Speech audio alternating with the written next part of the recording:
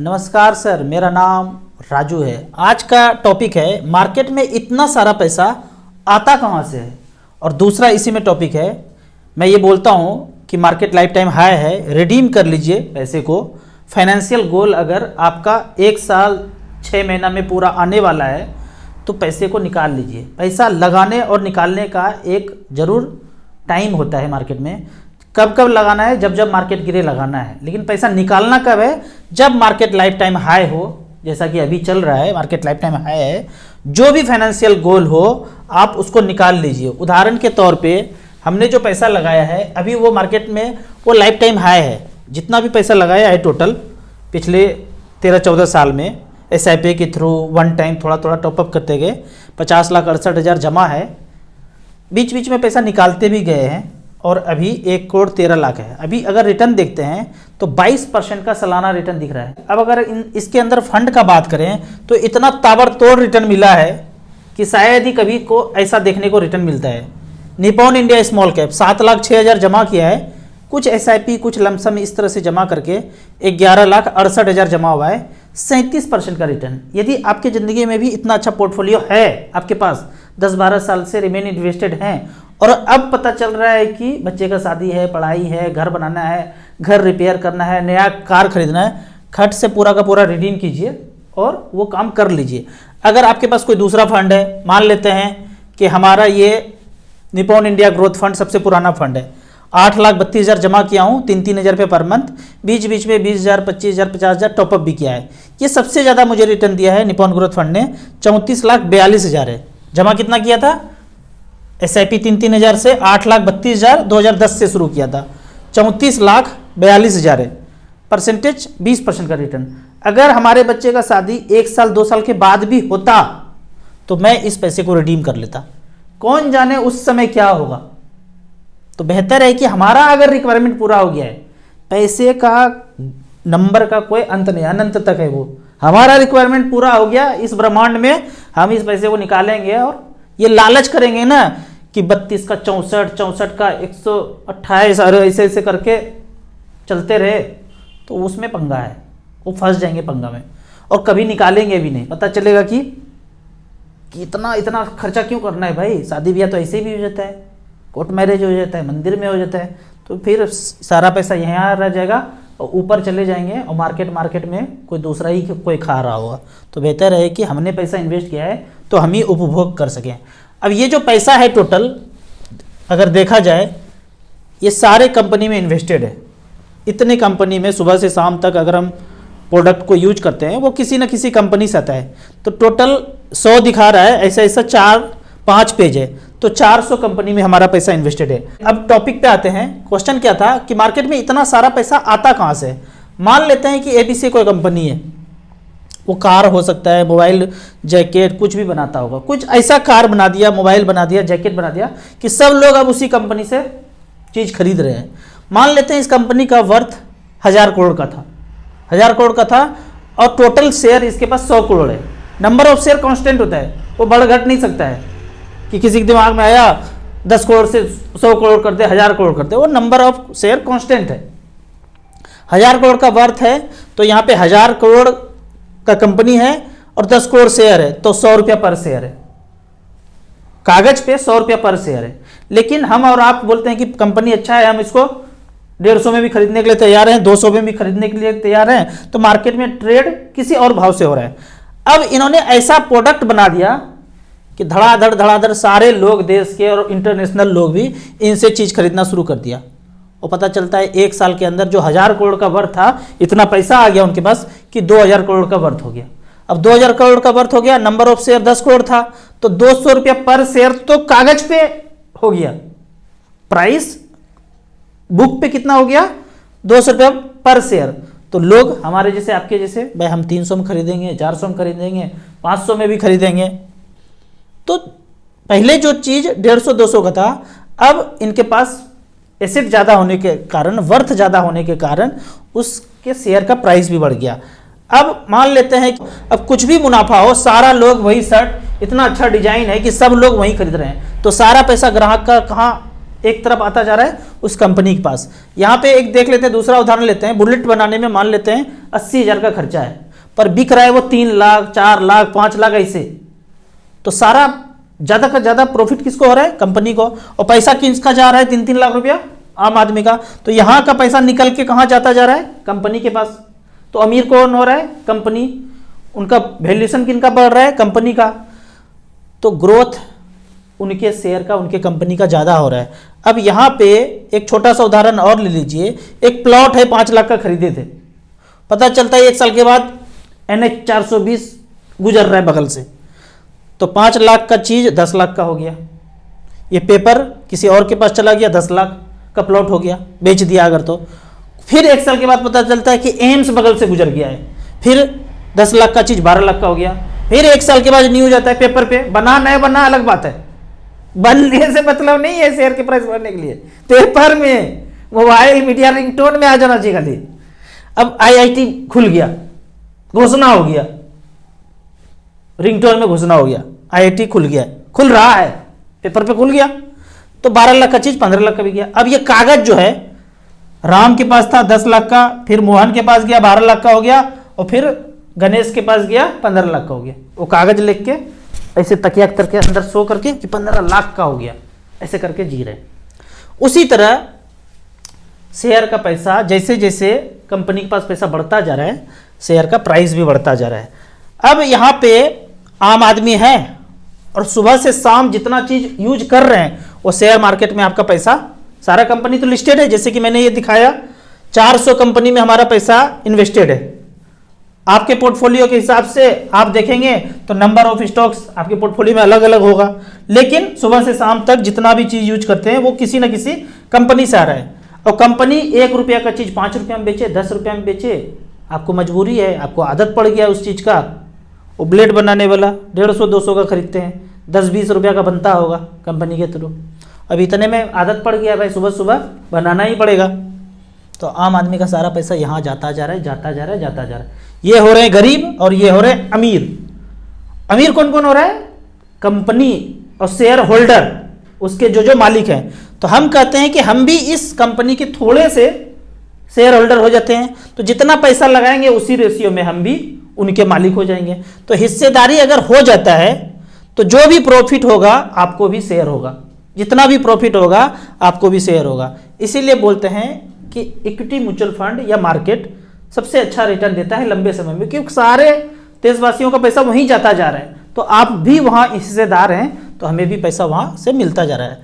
तो मैंने अपना इक्विटी होल्डिंग दिखाया था, आप अपना पोर्टफोलियो भी इसी तरह से चेक कर सकते हैं। अब यहाँ पे कमेंट सेक्शन में कुछ क्वेश्चन पूछा गया है, इतने सारे स्मॉल कैप फंड लिया है, क्या मूर्खता है? जैसे ये कमेंट्स पढ़ा ना, एक सेंटेंस मन में आ गया, वो बोलते हैं ना एड़ा बन के पेड़ा खाना। तो हम तो एड़ा है भाई, 7, 8, 10 सिर्फ स्मॉल कैप है मेरे पोर्टफोलियो में, सिर्फ स्मॉल कैप है। फिर से देख लेते हैं मेरे पोर्टफोलियो में अगर शुरू से बात करें, एक तो टैक्स वाला फंड लिया था, axis long term equity, tax बचाने के लिए इसको छोड़ दीजिए। एक्सिस स्मॉल कैप 11 लाख जमा है, 20 लाख रुपया है, कितने % का ब्याज? 24% का। DSP स्मॉल कैप में 6 लाख जमा किया है, ये भी स्मॉल कैप, यहाँ 9 लाख रुपया है, कितने % का? 25% का सालाना ब्याज मिल रहा है। HDFC मिड कैप अपॉर्चुनिटी, एक मिड कैप लिया है, पुराना है, मौका मिलेगा तो इसको भी चेंज कर देंगे, वैसे मैं इसको चेंज नहीं करूंगा, पुराना है। मिड कैप स्मॉल कैप में थोड़ा बहुत स्मॉल कैप में है और सारा पैसा ज्यादातर मिड कैप में है। 5,44,000 जमा किए हैं, हमें तो लगता है कि छप्पर फाड़ के रिटर्न मिला है, 20,37,000 है, 19% का रिटर्न दिया है, ये भी मिड कैप स्मॉल कैप हो गया। फिर HDFC स्मॉल कैप, कैसे छोड़ सकते हैं इसको? 3,96,000 जमा है, पैसा 6,27,000। हमें कोई कॉर्नर का प्लॉट अच्छा सा दिख गया बर्फी साइज वाला, तो रिडीम करेंगे, 4 दिन में पैसा आएगा, कोई कट कूट ज्यादा कुछ होता नहीं है, वो प्लॉट खरीद के रजिस्ट्री अपने नाम करा लेंगे। 29% का सालाना रिटर्न मिला है। अगला देखते हैं ICICI स्मॉल कैप, पता ही है स्मॉल कैप में जाना पड़ेगा। अगर ICICI में घुसना है, स्मॉल कैप में घुसना है, HDFC में घुसना है तो स्मॉल कैप में घुसना है, SBI में घुसना है तो स्मॉल कैप में घुसना है, एक्सिस में घुसना है तो स्मॉल कैप में, कोटक में, DSP में, निपॉन में, इसमें उसमें सबका स्मॉल कैप। मैं बोल रहा हूं, आप क्या करेंगे वो आप जाने। आईसीआईसी स्मॉल में 468 जमा किया था और पैसा कितना है अभी 686।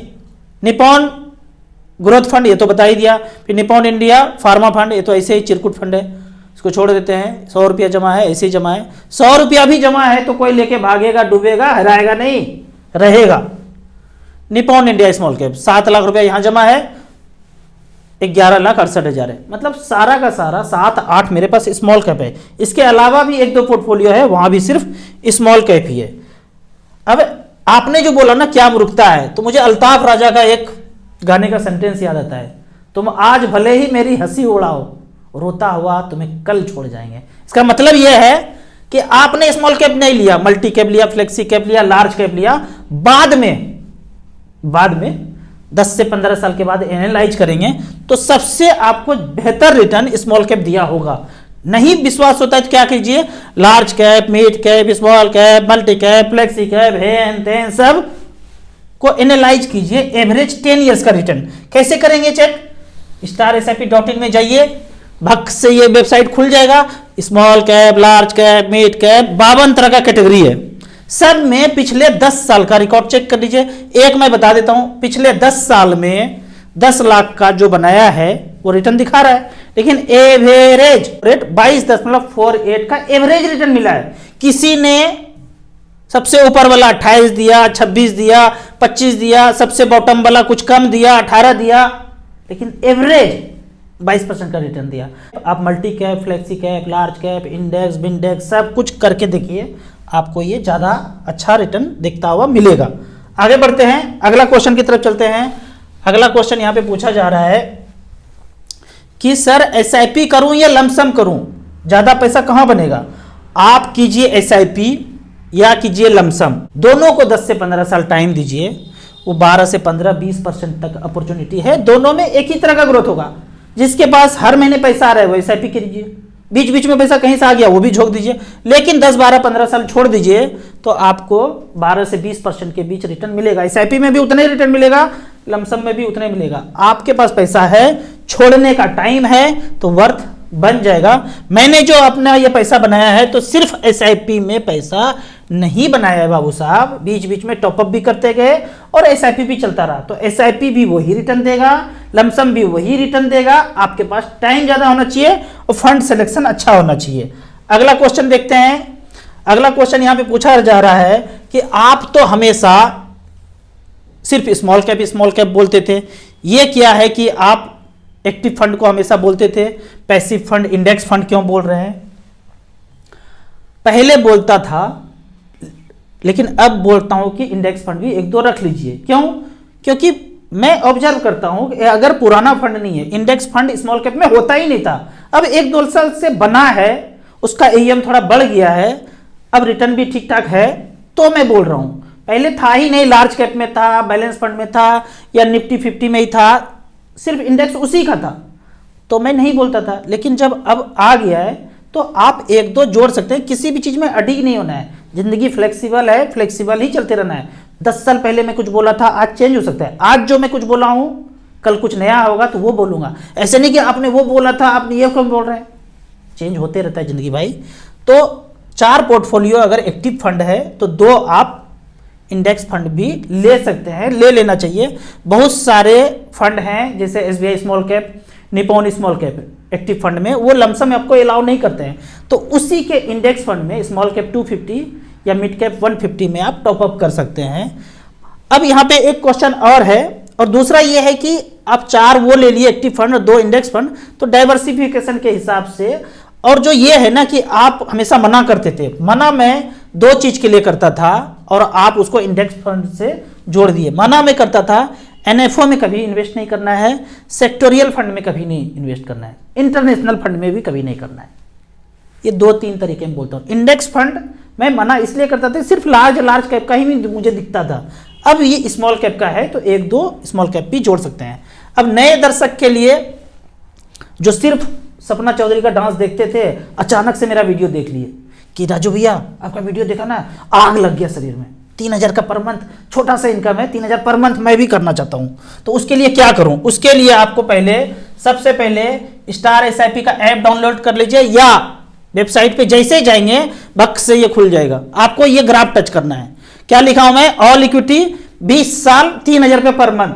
पिछले 20 साल से अगर किसी ने किया तो हम देखते हैं HDFC फ्लेक्सी कैप 7,20,000 जमा हुआ है और 47 लाख रुपया बना है। अगर इतना पैसा साधारण आदमी की जिंदगी में हो तो वो साधारण आदमी नहीं होंगे, थोड़ा सा छलांग लगा के मिडिल क्लास में स्विच कर जाएंगे।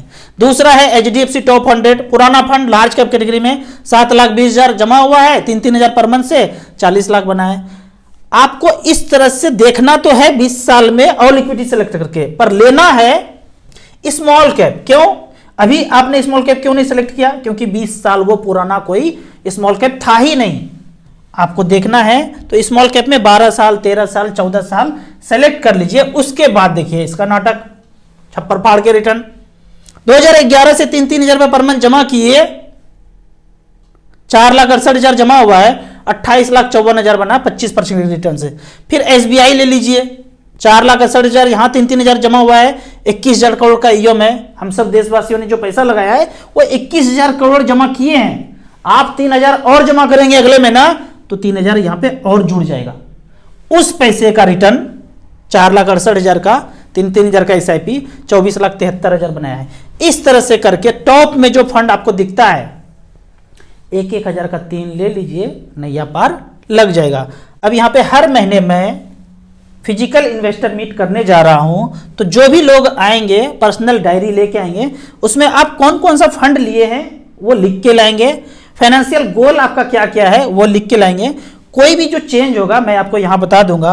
आपको यहां आने के लिए डिस्क्रिप्शन है, पहले तो डिस्क्रिप्शन में देख लेते क्या क्या है। आपको पहली बार म्यूचुअल फंड में इन्वेस्ट करना है तो इस लिंक में एसेट प्लस में जाकर के एक्टिवेट करके आप हमसे जुड़ सकते हैं। ऐप का कोई चार्ज नहीं है।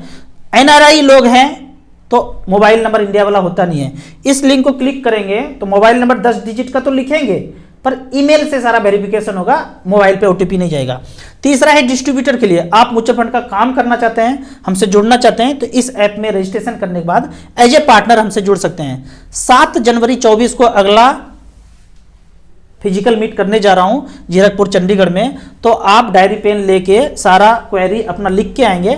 पर्सनली मैं एक एक चीज लोगों को आपका फाइनेंशियल क्वेरी का जवाब दूंगा। आपको यहां आने में कोई दिक्कत होगा तो अजय जी आपको असिस्ट करेंगे इस नंबर से। आपको हेल्थ रिलेटेड कोई प्रॉब्लम है और आप मुझ पे थोड़ा बहुत भरोसा करते हैं, काफ़ी जगह चक्कर काट चुके हैं पर आपका हेल्थ का प्रॉब्लम सॉल्व नहीं हुआ है, तो अमित जी आपके हेल्थ के प्रॉब्लम को सॉल्व करेंगे।